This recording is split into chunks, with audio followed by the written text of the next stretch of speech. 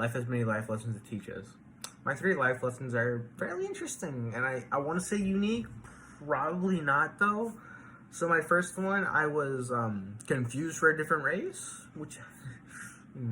My second one, I was accused of being a transphobe. My third one, I discovered why I don't like guns and why I think we don't need not most, but my view on it. So looking at me, you won't think I'm Mexican, but I am.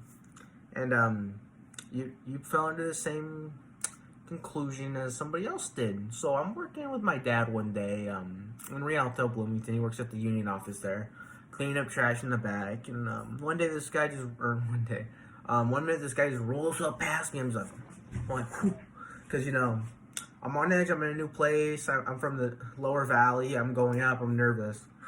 So this guy, he rolls up, starts talking to me back and forth. His brother used to work in the building, cleaning up the trash. He's like, this is a damn shame what's happening. I'm like, yes, sir, it is. I don't like people that do this. He's like, you know who I bet who did it? The Mexicans. I'm like, oh, what? What, sir? Like, I'm not a racist. Keep in mind. I'm like, oh, okay. And then later on in the rant, he asks, you're not a Mexican, are you? I'm like, oh, I am actually on my mom's side. And then he's just like, oh, well, you're fine. I'm like, oh, I know I'm fine. You're not fine, though. That was an interesting story. That was an interesting moment. Yeah, I was very confused. So it's interesting to think that somebody with those views can come from a place with higher Mexican population than whites and all the others. We're basically the minority here. It's interesting.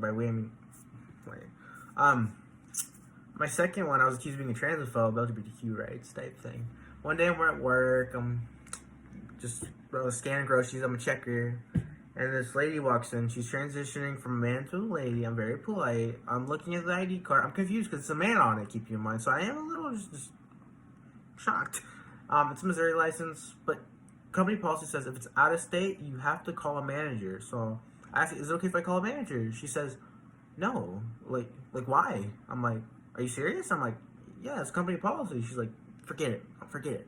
I'm like, okay. And I keep a very polite tone.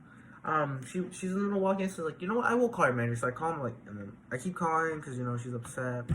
Then she just stares me down when she's leaving, and that's when I realize, I'm like, am I a transphobe? I'm like asking myself, I'm like, oh my god, am I part of the problem?